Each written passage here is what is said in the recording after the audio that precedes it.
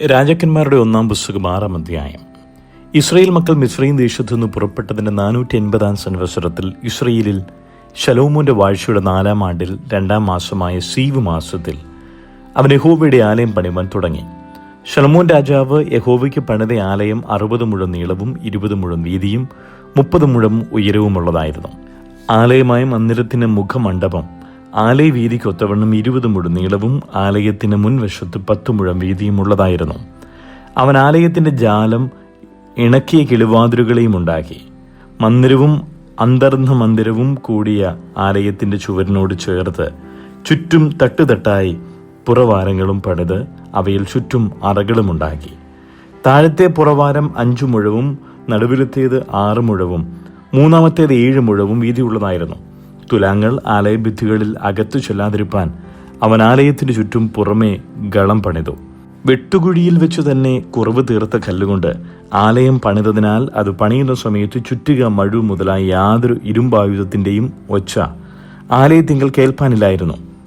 താഴത്തെ പുറവാരത്തിന്റെ വാതിൽ ആലയത്തിന് വലത്തുഭാഗത്തായിരുന്നു. ചുഴൽ കോവണിയിൽ കൂടി നടുവിലെ പുറവാരത്തിലേക്കും നടുവിലത്തേതിൽ നിന്ന് മൂന്നാമത്തെ പുറവാരത്തിലേക്കും കയറാം. അങ്ങനെ അവൻ ആലയം പണിതു തീർത്തു.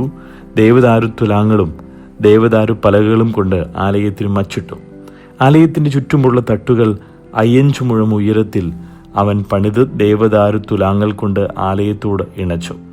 ശലോമോന് യഹോവയുടെ അരുളപ്പാടുണ്ടായതെന്തെന്നാൽ, നീ പണിയുന്ന ഈ ആലയമുണ്ടല്ലോ, നീ എൻ്റെ ചട്ടങ്ങളെ ആചരിച്ച് എൻ്റെ വിധികളെ അനുസരിച്ച് എൻ്റെ കൽപ്പനകളൊക്കെയും പ്രമാണിച്ചു നടന്നാൽ ഞാൻ നിന്റെ അപ്പനായ ദാവീദിനോട് അരുളി ചെയ്ത വചനം നിന്നിൽ നിവർത്തിക്കും. ഞാൻ ഇസ്രായേൽ മക്കളുടെ മധ്യേ വസിക്കും, എൻ്റെ ജനമായ ഇസ്രായേലിനെ ഉപേക്ഷിക്കുകയില്ല. അങ്ങനെ ശലോമോൻ ആലയം പണിതു തീർത്തു. അവൻ ആലയത്തിൻ്റെ ചുവർ അകത്തെ വശം ദേവദാരു പലക കൊണ്ട് പണിതു. ഇങ്ങനെ അവർ ആലയത്തിന് നിലം മുതൽ മച്ചുവരെ അകത്തെ വശം മരം കൊണ്ട് നിറച്ചു. ആലയത്തിൻ്റെ നിലം ശരളപ്പലക കൊണ്ട് തളമിട്ടു. ആലയത്തിൻ്റെ പിൻവശം 20 മുഴം നീളത്തിൽ നിലം മുതൽ ഉത്തരം വരെ ദേവദാരു പലക കൊണ്ട് പണിതു. ഇങ്ങനെയാകുന്നു അന്തർമന്ദിരമായ അതിവിശുദ്ധ സ്ഥലത്തിന്റെ ഉൾവശം പണിതത്. അന്തർഭമന്ദിരത്തിന്റെ മുൻഭാഗത്തുള്ള മന്ദിരമായ ആലയത്തിന് 40 മുഴം നീളമുണ്ടായിരുന്നു. ആലയത്തിന്റെ അകത്തെ ചുവരിന്മേൽ ദേവദാരു കൊണ്ടുള്ള കുമിഴുകളും വിടർന്ന പുഷ്പങ്ങളും കൊത്തുപണിയായിരുന്നു. എല്ലാം ദേവദാരു കൊണ്ടായിരുന്നു. കല്ല് അശേഷം കാൺമാനുണ്ടായിരുന്നില്ല. ആലയത്തിന്റെ അകത്ത് യഹോവയുടെ നിയമപ്പെട്ടകം വെക്കേണ്ടതിന് അവനൊരു അന്തർമന്ദിരം ചമച്ചു. അന്തർമന്ദിരത്തിന്റെ അകം 20 മുഴം നീളവും 20 മുഴം വീതിയും 20 മുഴം ഉയരവും ഉള്ളതായിരുന്നു. അവനത് തങ്കം കൊണ്ട് പൊതിഞ്ഞു. ദേവദാരു മരം കൊണ്ടുള്ള ധൂപപീഠവും പൊതിഞ്ഞു. ആലയത്തിന്റെ അകം ശലോമോൻ തങ്കം കൊണ്ട് പൊതിഞ്ഞു. അന്തർമന്ദിരത്തിന്റെ മുൻവശത്ത് വിലങ്ങത്തിൻ പൊൻചങ്ങല കൊടുത്തി അന്തർമന്ദിരം പൊന്നുകൊണ്ട് പൊതിഞ്ഞു. അങ്ങനെ അവൻ ആലയം ആ സകലം പൊന്നുകൊണ്ട് പൊതിഞ്ഞു. അന്തർമന്ദിരത്തിനുള്ള പീഠവും മുഴുവനും പൊന്നുകൊണ്ട് പൊതിഞ്ഞു. അന്തർമന്ദിരത്തിൽ അവൻ ഒലിവുമരം കൊണ്ട് 10 മുഴം ഉയരമുള്ള 2 കെരൂബുകളെയും ഉണ്ടാക്കി. ഒരു കെരൂബിന്റെ ഒരു ചിറക് 5 മുഴം, കെരൂബിന്റെ മറ്റേ ചിറക് 5 മുഴം. ഇങ്ങനെ ഒരു ചിറകിന്റെ അറ്റം മുതൽ മറ്റേ ചിറകിന്റെ അറ്റം വരെ 10 മുഴം. മറ്റേ കെരൂബിനും 10 മുഴം. കെരൂബ് രണ്ടിനും അളവും ആകൃതിയും ഒന്നു തന്നെ. ഒരു കെരൂബിന്റെ ഉയരം 10 മുഴം, മറ്റേ കെരൂബിന്റെ അങ്ങനെ തന്നെ. അവൻ കെരൂബുകളെ അന്തരാലയത്തിന്റെ നടുവിൽ നിർത്തി. കെരൂബുകളുടെ ചിറക് വിടർന്നിരുന്നു. ഒന്നിന്റെ ചിറക് ഒരു ചുവരോട് മറ്റേതിന്റെ ചിറക് മറ്റേ ചുവരോടും തൊട്ടിരുന്നു. ആലയത്തിന്റെ നടുവിൽ അവയുടെ ചിറക് ഒന്നോടൊന്ന് തൊട്ടിരുന്നു. കെരൂബുകളെയും അവൻ പൊന്നുകൊണ്ട് പൊതിഞ്ഞു. അന്തരാലയവും ബഹിരാലയവുമായ ആലയത്തിന്റെ ചുവരിലെല്ലാം ചുറ്റും കെരൂബ്, ഈന്തപ്പന, വിടർന്ന പുഷ്പം എന്നിവയുടെ രൂപം കൊത്തിയുണ്ടാക്കി. അന്തരാലയവും ബഹിരാലയവുമായ ആലയത്തിന്റെ തളവും അവൻ പൊന്നുകൊണ്ട് പൊതിഞ്ഞു. അവൻ അന്തർമന്ദിരത്തിന്റെ വാതിലിന് ഒലിവുമരം കൊണ്ട് കതക് ഉണ്ടാക്കി. കുറുമ്പടിയും കട്ടളക്കാലും ചുവരിന്റെ അഞ്ചിൽ ഒരു അംശമായിരുന്നു. ഒലിവുമരം കൊണ്ടുള്ള കതക് രണ്ടിലും കെരൂബ്, ഈന്തപ്പന, വിടർന്ന പുഷ്പം എന്നിവയുടെ രൂപങ്ങൾ കൊത്തി പൊന്നു പൊതിഞ്ഞു. കെരൂബുകളിലും ഈന്തപ്പനകളിലും പൊന്നു പൊതിഞ്ഞു. അവണ്ണം തന്നെ അവൻ മന്ദിരത്തിന്റെ വാതിലിനും ഒലിവുമരം കൊണ്ടുള്ള കട്ടളയുണ്ടാക്കി. അത് ചുവരിന്റെ 4 ഒരംശമായിരുന്നു. അതിൻ്റെ കതക് രണ്ടും സരളമരം കൊണ്ടായിരുന്നു. ഒരു കതകിന് 2 മടക്കുപാളിയും മറ്റേ കതകിന് 2 മടക്കുപാളിയും ഉണ്ടായിരുന്നു. അവൻ അവയിൽ കെരൂബ്, ഈന്തപ്പന, വിടർന്ന പുഷ്പം എന്നിവയുടെ രൂപങ്ങളെ കൊത്തി രൂപങ്ങളുടെ മേൽ പൊന്നു പൊതിഞ്ഞു. അവൻ അകത്തെ പ്രാകാരം ചെത്തിയ കല്ലുകൊണ്ട് 3 വരിയും ദേവദാരുകൊണ്ട് 1 വരിയുമായിട്ട് പണിതു. 4-ാം ആണ്ട് സീവ് മാസത്തിൽ യഹോവയുടെ ആലയത്തിന് അടിസ്ഥാനമിടുകയും 11-ാം ആണ്ട് 8-ാം മാസമായ ബൂൽ മാസത്തിൽ ആലയം അതിൻ്റെ സകല ഭാഗങ്ങളുമായി അതിൻ്റെ മാതൃക പ്രകാരമൊക്കെയും പണിതു തീർക്കുകയും ചെയ്തു. അങ്ങനെ അവൻ 7 ആണ്ടുകൊണ്ട് അത് പണിതു തീർത്തു. യിരെമ്യാവിന്റെ പുസ്തകം 9-ാം അധ്യായം. അയ്യോ, എൻ്റെ ജനത്തിൻ്റെ പുത്രിയുടെ നിഖിതന്മാർ നിമിത്തം രാവും പകലും കരയേണ്ടതിന് എൻ്റെ തല വെള്ളവും എൻ്റെ കണ്ണ് കണ്ണുനീരുറവയും ആയിരുന്നെങ്കിൽ കൊള്ളായിരുന്നു. അയ്യോ, എൻ്റെ ജനത്തെ വിട്ടുപോയി കളയേണ്ടതിന് മരുഭൂമിയിൽ വഴിയാത്രക്കാർക്കുള്ളൊരു സത്രം എനിക്ക് കിട്ടിയെങ്കിൽ കൊള്ളായിരുന്നു. അവരെല്ലാവരും വ്യഭിചാരികളും ദ്രോഹികളുടെ കൂട്ടവുമല്ലോ. അവർ വ്യാജത്തിനായിട്ട് നാവ് വില്ലു പോലെ കുലയ്ക്കുന്നു. അവർ സത്യത്തിനായിട്ടല്ല ദേശത്ത് വീര്യം കാണിക്കുന്നത്. അവരൊരു ദോഷം വിട്ട് മറ്റൊരു ദോഷത്തിന് പുറപ്പെടുന്നു. അവർ എന്നെ അറിയുന്നില്ല എന്ന് യഹോവയുടെ അരുളപ്പാട്. നിങ്ങൾ ഓരോരുത്തരും താൻ്റെ കൂട്ടുകാരനെ സൂക്ഷിച്ചുകൊള്ളുവിൻ. ഒരു സഹോദരനിലും നിങ്ങൾ ആശ്രയിക്കരുത്. ഏതു സഹോദരനും ഉപായം പ്രവർത്തിക്കുന്നു, ഏതു കൂട്ടുകാരനും നുണ പറഞ്ഞ് നടക്കുന്നു. അവർ ഓരോരുത്തരും താൻ്റെ കൂട്ടുകാരനെ ചതിക്കും, സത്യം സംസാരിക്കുകയുമില്ല. വ്യാജം സംസാരിപ്പാൻ അവർ നാവിനെ അഭ്യസിപ്പിച്ചിരിക്കുന്നു. നീതികേട് പ്രവർത്തിപ്പാൻ അവർ അധ്വാനിക്കുന്നു. നിന്റെ വാസം വഞ്ചനയുടെ നടുവിലാകുന്നു. വഞ്ചന നിമിത്തം അവർ എന്നെ അറിവാൻ നിരസിക്കുന്നു എന്ന് യഹോവയുടെ അരുളപ്പാട്. അതുകൊണ്ട് സൈന്യങ്ങളുടെ യഹോവ ഇപ്രകാരം അരുളി ചെയ്യുന്നു: ഇതാ, ഞാൻ അവരെ ഉരുക്കി ശോധന കഴിക്കും.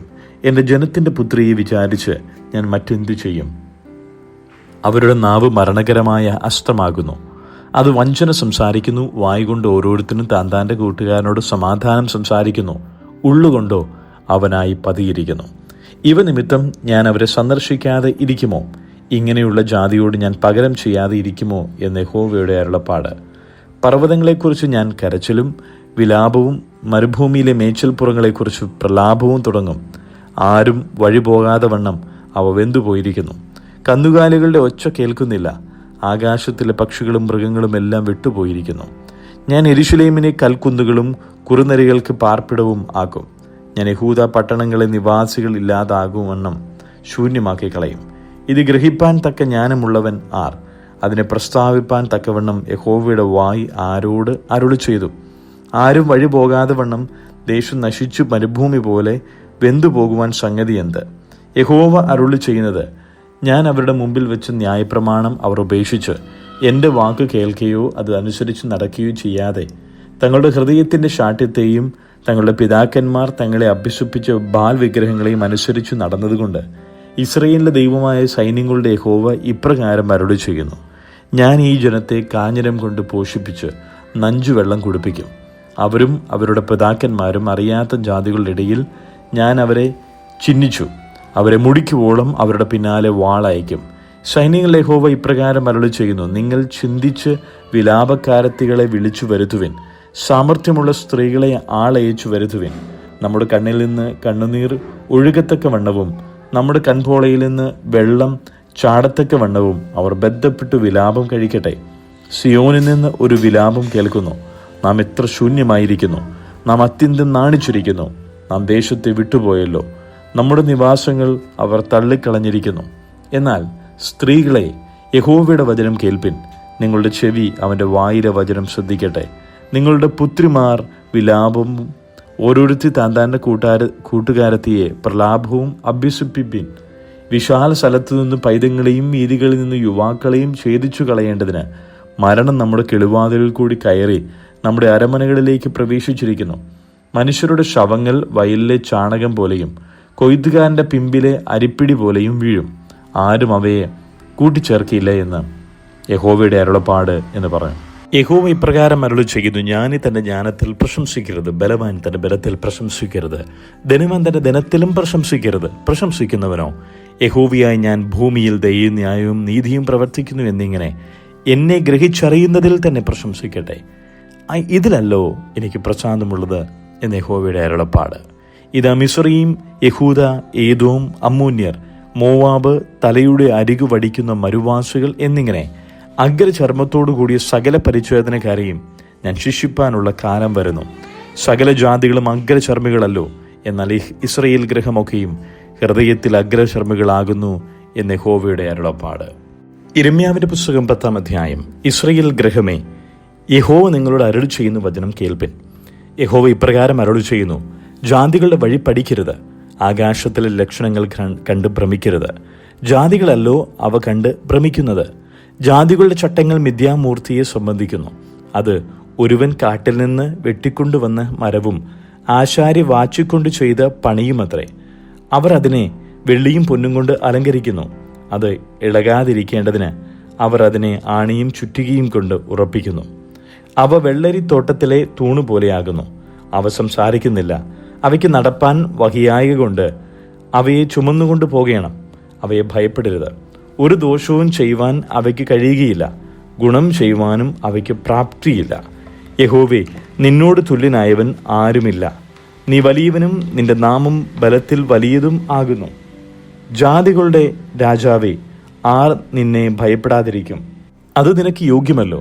ജാതികളുടെ സകല ജ്ഞാനികളിലും അവരുടെ സകല രാജ്യങ്ങളിലും നിന്നോട് തുല്യനായവൻ ആരുമില്ല. അവർ ഒരുപോലെ മൃഗപ്രായരും ഭോഷന്മാരുമാകുന്നു. മിഥ്യാമൂർത്തികളുടെ ഉപദേശമോ മരമുട്ടിയത്രേ. തർശീശിൽ നിന്ന് കൊണ്ടുവന്ന വെള്ളിയും ഊഫാസിൽ നിന്നുള്ള പൊന്നും അടിച്ചു പരത്തുന്നു. അത് കൗശലപ്പണിക്കാരൻ്റെയും തട്ടാൻ്റെയും കൈപ്പടി തന്നെ. നീലവും രക്താംബരവും അവയുടെ ഉടുപ്പും അവയൊക്കെയും കൗശലപ്പണിക്കാരുടെ പണിയത്രേ. യഹോവയോ സത്യദൈവം, അവൻ ജീവനുള്ള ദൈവവും ശാശ്വത രാജാവും തന്നെ. അവൻ്റെ ക്രോധത്താൽ ഭൂമി നടങ്ങുന്നു. ജാതികൾ അവൻ്റെ ഉഗ്രകോപം സഹിപ്പാൻ കഴിയുകയില്ല. ആകാശത്തെയും ഭൂമിയും നിർമ്മിക്കാത്ത ദേവന്മാരോ ഭൂമിയിൽ നിന്നും ആകാശത്തിൻ കീഴിൽ നിന്ന് നശിച്ചു പോകും എന്നിങ്ങനെ അവരോട് പറവൻ. അവൻ തൻ്റെ ശക്തിയാൽ ഭൂമിയെ സൃഷ്ടിച്ചു. തൻ്റെ ജ്ഞാനത്താൽ ഭൂമണ്ഡലത്തെ സ്ഥാപിച്ചു. തൻ്റെ വിവേകത്താൽ ആകാശത്തെ വിരിച്ചു. അവൻ തൻ്റെ നാദം പുറപ്പെടുവിക്കുമ്പോൾ ആകാശത്ത് വെള്ളത്തിൻ്റെ മുഴക്കമുണ്ടാകുന്നു. ഭൂമിയുടെ അറ്റങ്ങളിൽ നിന്ന് അവൻ ആവി കയറ്റുന്നു. മഴയ്ക്ക് മിന്നലുണ്ടാക്കി തൻ്റെ ഭണ്ഡാരത്തിൽ നിന്ന് കാറ്റ് പുറപ്പെടുവിക്കുന്നു. ഏതു മനുഷ്യനും മൃഗപ്രായനും പരിജ്ഞാനമില്ലാത്തവനുമാകുന്നു. തട്ടാന്മാരൊക്കെയും വിഗ്രഹം നിമിത്തം ലജ്ജിച്ചു പോകുന്നു. അവർ വാർത്തുണ്ടാക്കിയ വിഗ്രഹം വ്യാജമത്രേ, അവയിൽ ശ്വാസവുമില്ല. അവ മായയും വ്യർത്ഥ പ്രവൃത്തിയും തന്നെ. സന്ദർശന കാലത്ത് അവ നശിച്ചു പോകും. യാക്കോബിന്റെ ഓഹരിയായവൻ അവയെപ്പോലെയല്ല. അവൻ സർവ്വത്തെയും നിർമ്മിച്ചവൻ. ഇസ്രയേൽ അവന്റെ അവകാശഗോത്രം. സൈന്യങ്ങളുടെ യഹോവ എന്നാകുന്നു അവന്റെ നാമം. നിരോധത്തിൽ ഇരിക്കുന്നവളെ, നിലത്തുനിന്ന് നിന്റെ ഭാണ്ഡം എടുത്തുകൊള്ളുക. യഹോവ ഇപ്രകാരം അരുളി ചെയ്യുന്നു: ഞാൻ ഈ തവണ ദേശത്തിലെ നിവാസികളെ കവിണയിൽ വെച്ച് എറിഞ്ഞുകളയുകയും അവർക്ക് പറ്റുവാൻ തക്കവണ്ണം അവരെ ബുദ്ധിമുട്ടിക്കുകയും ചെയ്യും.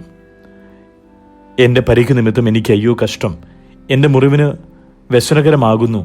എങ്കിലും എൻ്റെ ദീനം ഞാനിത് സഹിച്ച മതിയാവൂ എന്ന് പറഞ്ഞു. എൻ്റെ കൂടാരം കവർച്ചയായി പോയിരിക്കുന്നു. എൻ്റെ കയറൊക്കെയും അറ്റിരിക്കുന്നു. എൻ്റെ മക്കൾ എന്നെ വിട്ടുപോയി, അവർ ഇല്ലാതെയായിരിക്കുന്നു. ഇനി എൻ്റെ കൂടാരം അടിപ്പാനും തിരശ്ശീല നിവർത്തിക്കുവാനും ആരുമില്ല. ഇടയന്മാർ മൃഗപ്രായരായി തീർന്നു. യഹോവയെ അന്വേഷിക്കുന്നില്ല. അതുകൊണ്ട് അവർ കൃതാർത്ഥരായില്ല. അവരുടെ ആട്ടിൻകൂട്ടമൊക്കെയും ചിതറിപ്പോയി. കേട്ടോ ഒരു ശ്രുതി. ഇതാ യഹൂദ പട്ടണങ്ങളെ ശൂന്യവും കുറുക്കന്മാരുടെ പാർപ്പിടവുമാക്കേണ്ടതിന് അത് വടക്ക് നിന്ന് ഒരു മഹാകോലാഹലവുമായി വരുന്നു. യഹോവേ, മനുഷ്യന് തൻ്റെ വഴിയും നടക്കുന്നവന് തൻ്റെ കാലടികളെ നേരെയാക്കുന്നതും സ്വാധീനമല്ല എന്ന് ഞാൻ അറിയുന്നു. യഹോവേ, ഞാൻ ഇല്ലാതെയായി പോകാതിരിക്കേണ്ടതിന് നീ എന്നെ കോപത്തോടെയല്ല ന്യായത്തോടെ എത്ര ശിക്ഷിക്കണമേ. നിന്നെ അറിയാത്ത ജാതികളുടെ മേലും നിന്റെ നാമം വിളിച്ചപേക്ഷിക്കാത്ത വംശങ്ങളുടെ മേലും നിന്റെ ക്രോധം പകരണമേ. അവർ യാക്കോബിനെ വിഴുങ്ങിക്കളയുന്നുവല്ലോ. അവർ അവനെ വിഴുങ്ങി നശിപ്പിച്ച് അവൻ്റെ വാസസ്ഥലത്തെ ശൂന്യമാക്കിയിരിക്കുന്നു. പത്രോസിന്റെ 1-ാം ലേഖനം 1-ാം അധ്യായം. യേശുക്രിസ്തുവിന്റെ അപ്പോസ്തലനായ പൗലോസ് പൊന്തൂസിലും ഗലാത്തിയിലും കപ്പദോക്കിയയിലും ആസിയയിലും ബിഥുനിയിലും ചിതറിപ്പാർക്കുന്ന പരദേശികളും പിതാവായ ദൈവത്തിൻ്റെ മുന്നറിവിനൊത്തവണ്ണം ആത്മാവിൻ്റെ വിശുദ്ധീകരണം പ്രാപിച്ചു അനുസരണം കാണിപ്പാനും യേശുക്രിസ്തുവിൻ്റെ രക്തത്താൽ തളിക്കപ്പെട്ടുവാനുമായി വൃതന്മാരുമായവർക്ക് എഴുതുന്നത്. നിങ്ങൾക്ക് കൃപയും സമാധാനവും വർദ്ധിക്കുമാറാകട്ടെ. നമ്മുടെ കർത്താവായ യേശുക്രിസ്തുവിൻ്റെ പിതാവായ ദൈവത്തിന് സ്തോത്രം. അവൻ മരിച്ചവരുടെ ഇടയിൽ നിന്നുള്ള യേശുക്രിസ്തുവിൻ്റെ പുനരുത്ഥാനത്താൽ തൻ്റെ കരുണാധിക്യപ്രകാരം നമ്മെ ജീവനുള്ള പ്രത്യാശയ്ക്കായി അന്ത്യകാലത്തിൽ വെളിപ്പെടുവാൻ ഒരുങ്ങിയിരിക്കുന്ന രക്ഷയ്ക്ക് വിശ്വാസത്താൽ ദൈവശക്തിയിൽ കാക്കപ്പെടുന്ന നിങ്ങൾക്ക് വേണ്ടി സ്വർഗത്തിൽ സൂക്ഷിച്ചിരിക്കുന്നതും ക്ഷയം, മാലിന്യം, വാട്ടം എന്നിവയില്ലാത്തതുമായ അവകാശത്തിനായി തന്നെ വീണ്ടും ജനിപ്പിച്ചിരിക്കുന്നു. അതിൽ നിങ്ങൾ ഇപ്പോൾ അല്പനേരത്തേക്ക് നാനാ പരീക്ഷകളാൽ ദുഃഖിച്ചിരിക്കേണ്ടി വന്നാലും ആനന്ദിക്കുന്നു. അഴിഞ്ഞു പോകുന്നതും തീയിൽ ശോധന കഴിക്കുന്നതുമായ പൊന്നിനേക്കാൾ നിങ്ങൾ വിശ്വാസത്തിൻ്റെ പരിശോധന വിലയേറിയത് എന്ന യേശുക്രിസ്തുവിൻ്റെ പ്രത്യക്ഷതയിൽ പുകഴ്ചയ്ക്കും തേജസ്സിനും മാനത്തിനുമായി കാണുവാൻ അങ്ങനെ ഇടവരും. അവനെ നിങ്ങൾ കണ്ടിട്ടില്ലെങ്കിലും സ്നേഹിക്കുന്നു. ഇപ്പോൾ കാണാതെ വിശ്വസിച്ചും കൊണ്ട് നിങ്ങൾ വിശ്വാസത്തിൻ്റെ അന്തമായ ആത്മരക്ഷ പ്രാപിക്കുകയും പറഞ്ഞു തീരാത്തതും മഹിമയുള്ളതുമായ സന്തോഷത്തോടെ ആനന്ദിക്കുകയും ചെയ്യുന്നു. നിങ്ങൾക്ക് വരുവാനിരിക്കുന്ന കൃപയെക്കുറിച്ച് പ്രവചിച്ച പ്രവാചകന്മാർ ഈ രക്ഷയെ ആരാഞ്ഞ് അന്വേഷിച്ചിരിക്കുന്നു. അവരിലുള്ള ക്രിസ്തുവിൻ ആത്മാവ് ക്രിസ്തുവിന് വരേണ്ടുന്ന കഷ്ടങ്ങളെയും പിൻവരുന്ന മഹിമയും മുമ്പ് കൂട്ടി സാക്ഷീകരിച്ചപ്പോൾ സൂചിപ്പിച്ച സമയം ഏതോ എങ്ങനെയുള്ളതോ എന്ന് പ്രവാചകന്മാർ ആരാഞ്ഞു നോക്കി. തങ്ങൾക്കായിട്ടല്ല, നിങ്ങൾക്കായിട്ടത്രേ തങ്ങൾ ആ ശുശ്രൂഷ ചെയ്യുന്നുവെന്ന് അവർക്ക് വെളിപ്പെട്ടു. സ്വർഗത്തിൽ നിന്ന് അയച്ച പരിശുദ്ധാത്മാവിനാൽ നിങ്ങളോട് സുവിശേഷം അറിയിച്ചവർ അത് ഇപ്പോൾ നിങ്ങളെ ഗ്രഹിപ്പിച്ചുമിരിക്കുന്നു. അതിലേക്ക് ദൈവദൂതന്മാരും കുനിഞ്ഞു നോക്കുവാൻ ആഗ്രഹിക്കുന്നു. ആകയാൽ നിങ്ങളുടെ മനസ്സ് ഉറപ്പിച്ചു നിർമ്മതരായി യേശുക്രിസ്തുവിൻ്റെ പ്രത്യക്ഷതയെങ്കിൽ നിങ്ങൾക്ക് വരുവാനുള്ള കൃപയിൽ പൂർണ്ണ പ്രത്യാശ വെച്ചുകൊള്ളുവിൻ. പണ്ട് നിങ്ങളുടെ അജ്ഞാനകാലത്തുണ്ടായിരുന്ന മോഹങ്ങളെ മാതൃകയാക്കാതെ നിങ്ങളെ വിളിച്ച വിശുദ്ധനൊത്തവണ്ണം അനുസരണമുള്ള മക്കളായി എല്ലാ നടപ്പിലും വിശുദ്ധരാകുവിൻ. ഞാൻ വിശുദ്ധനാകിയാൽ നിങ്ങളും വിശുദ്ധരായിരിപ്പിൻ എന്നെഴുതിയിരിക്കുന്നുവല്ലോ. മുഖപക്ഷം കൂടാതെ ഓരോരുത്തൻ പ്രവർത്തിക്ക് തക്കവണ്ണം ന്യായം വിധിക്കുന്നവനെ നിങ്ങൾ പിതാവ് എന്ന് വിളിക്കുന്നുവെങ്കിൽ നിങ്ങളുടെ പ്രവാസകാലം ഭയത്തോടെ കഴിപ്പിൻ. വ്യർത്ഥവും പിതൃപാരമ്പര്യവുമായുള്ള നിങ്ങളുടെ നടപ്പിൽ നിന്ന് നിങ്ങളെ വീണ്ടെടുത്തിരിക്കുന്നത് പൊന്ന്, വെള്ളി മുതലായ അഴിഞ്ഞു പോകുന്ന വസ്തുക്കളെ കൊണ്ടല്ല, ക്രിസ്തു എന്ന നിർദോഷവും നിഷ്കളങ്കവുമായ കുഞ്ഞാടിൻ്റെ വിലയേറിയ രക്തം കൊണ്ടത്രേ എന്ന് നിങ്ങൾ അറിയുന്നുവല്ലോ.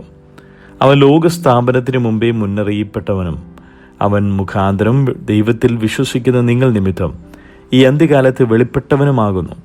നിങ്ങളുടെ വിശ്വാസവും പ്രത്യാശയും ദൈവത്തിൽ വെച്ചുകൊള്ളേണ്ടതിന് ദൈവം അവനെ മരിച്ചവരിടയിൽ നിന്ന് എഴുന്നേൽപ്പിച്ച് അവന് തേജസ് കൊടുത്തുമിരിക്കുന്നു. എന്നാൽ സത്യമനുസരിക്കിയാൽ നിങ്ങളുടെ ആത്മാക്കളെ നിർവ്യാജമായ സഹോദര പ്രീതിക്കായി നിർമ്മലീകരിച്ചിരിക്കൊണ്ട് ഹൃദയപൂർവ്വം അന്യോന്യം ഉറ്റുസ്നേഹിപ്പിൻ. കെടുന്ന ബീജത്താലല്ല, കെടാത്തതിനാൽ ജീവനുള്ളതും നിലനിൽക്കുന്നതുമായ ദൈവവചനത്താൽ തന്നെ നിങ്ങൾ വീണ്ടും ജനിച്ചിരിക്കുന്നു. സകല ജഡവും പുല്ലുപോലെ, അതിൻ്റെ ഭംഗിയെല്ലാം പുല്ലിൻ്റെ പൂ പോലെയുമാകുന്നു. പുല്ല് വാടി പൂവ് തീർന്നു പോയി, കർത്താവിൻ്റെ വചനമോ എന്നേക്കും നിലനിൽക്കുന്നു. അതാകുന്നു നിങ്ങളോട് പ്രസംഗിച്ച വചനം.